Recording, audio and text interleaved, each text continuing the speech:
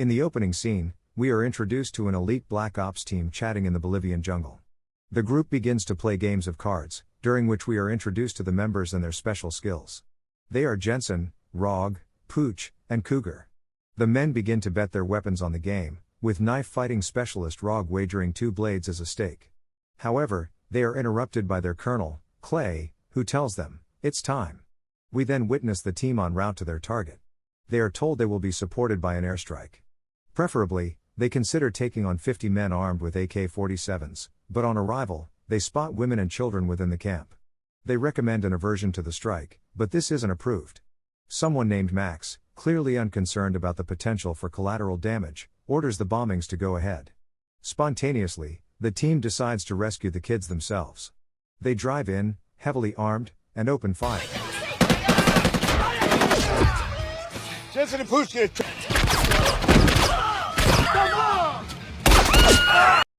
They round up the children, free the ladies, and rally them onto an old school bus sourced by Pooch.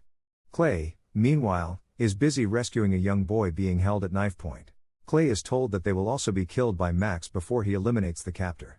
On the bus, Rog inquires about the blast radius of the upcoming strike, fearing they'll be caught within it. He urges Pooch to speed up. The bomb drops, sending waves of a fiery explosion through the forest.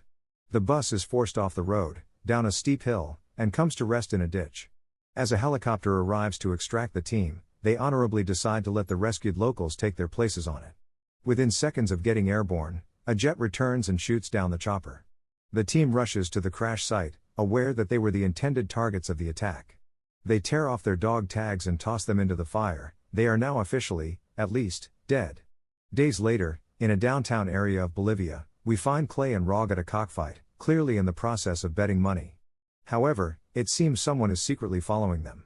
Afterwards, they leave the venue, walk along the street chomping on tacos, and discuss their next move. While Rog is desperate to simply get home, it seems Clay has his heart set on fighting back. Later, Clay is found drowning his sorrows at a nearby bar. The lady from the stadium, Aisha, appears and approaches him. The pair take shots together as a bond between them grows. Increasingly, as they stand to leave, it becomes clear she has a concealed weapon tucked into the back of her pants. The two of them wind up back at Clay's hotel room with a bottle of liquor. However, before they can drink it, Clay senses danger, and a fight between the two of them breaks out. As they wrestle and scrap to establish an upper hand, various items of furniture are destroyed, including the TV, which bursts into flames. The encounter reaches a natural conclusion when they are forced to flee to avoid being burnt down along with the building. Now out in the street, Aisha offers to get the losers back into the States if they agree to kill Max, something she describes as a suicide mission. Before they part ways, she hands him a card and instructs him to meet her the next day. The following day, he does so in a graveyard along with his full team. She briefs them on the mission and tells them she has the power to fund the whole operation. Although Rog is a little reluctant, we learn that their sniper, Cougar, for one, is willing to wage war on the CIA. After all, as he says, they started it. Cutting to Dubai, we find Max and his right-hand man meeting with a number of Indian scientists. They have created a weapon he wishes to purchase. One of them is reluctant to engage in a sale for moral reasons. At the command of Max, Wade hurls him from the top of the building, causing the others to reconsider whether or not to do business. Meanwhile, in a warehouse near the Mexican border, we find Aisha in the company of a number of coffins. She has successfully used these to smuggle the losers back into the US, alive and kicking.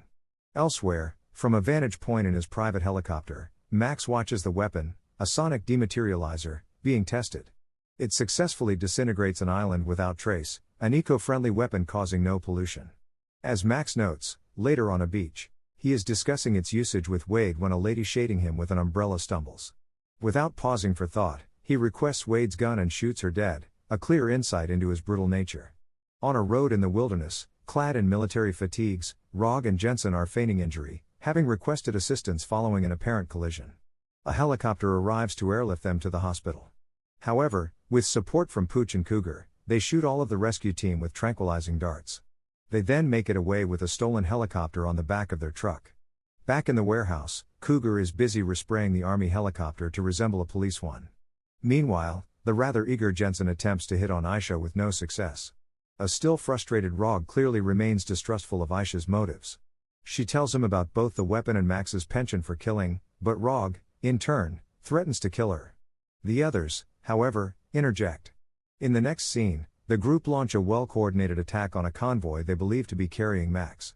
As Pooch, manning the supposed police helicopter, Wade spots him through his binoculars. He recognizes him and opens fire, now aware of who is leading the attack. Nevertheless, the group succeeds in carrying off the armored vehicle at the center of the convoy via a huge magnet suspended from the chopper. Back in the warehouse, they open this up, suppressing the troops that were inside with tranquilizers once again. However, there is no Max to be found. It is carrying a hard drive though. Despite his expertise, Jensen is, as yet, unable to open any of its files without the necessary algorithm. In the aftermath of their ambush, Clay and Rog once again verbally joust about what their next move should be, with the latter eager to get his life back. The two come to blows, with Clay punching his compatriot in the face. A knife-wielding Rog is then held back by the other members of his team. Later, the bond between Clay and Aisha grows as we see the two of them making out. During this encounter, she warns him that if he really fought Rog, Rog would kill him, and that his loyalty to his men is his weakness. A confident Clay, it appears, is not so sure. The next day, Pooch forces both Clay and Rog to apologize in order to make peace. With this done, they initiate their plan to get hold of the algorithm they need. Jensen leads the way by waltzing into an office block and working his way to the computer he needs to access. Before he can get away, he is confronted by 3 security guards. However, with able and accurate support from Cougar, he makes it away with the information they need. Next, in a scrapyard somewhere outside the city, Jensen hacks the drive to find it contains Max's millions, 400 of them to be precise. He also uses it to pinpoint a location where it is frequently plugged in, the port of Los Angeles. The group, it seems, now knows where they can track down their nemesis. Out in Mumbai, Wade is negotiating with the Indian scientists once again. There has clearly been a hiccup making the payment. As a result, they have now increased the price to $1 billion, to be paid in cash. Max, we learn, is willing to meet their demands. Back with the losers, Pooch is lamenting the fact that his heavily pregnant wife may give birth without him by her side. Rog naturally encourages him to go home. As this happens, Jensen is busy with his computer. He notices $4 million are missing from the account, paid to a man to go to his daughter in the event of his death. The daughter, Jensen then discovers, is Aisha. The rest of the team bursts in on Aisha and Clay, who are in bed together. A gunfight quickly breaks out, with both Jensen and Aisha being hit in the arm. She is, however, able to escape, initially by hiding in the bathroom and taking shelter in the bathtub. She then gets away through a shattered window. As Max meets with the weapon manufacturer and confirms he is willing to make the $1 billion payment in cash, the losers are contemplating what to do next. One by one, they resolve to head to the port anyway, with Max now on their radar. While the go-to driver, Pooch, waits in a van outside the perimeter, the others break in. Jensen makes his way across the containers with Cougar providing cover. He lets in Clay and Rog, then heads for the server. However, it isn't long before each and every member of the team is captured by a team of heavily armed security personnel. Rog assists by knocking Clay over the head with the butt of his rifle.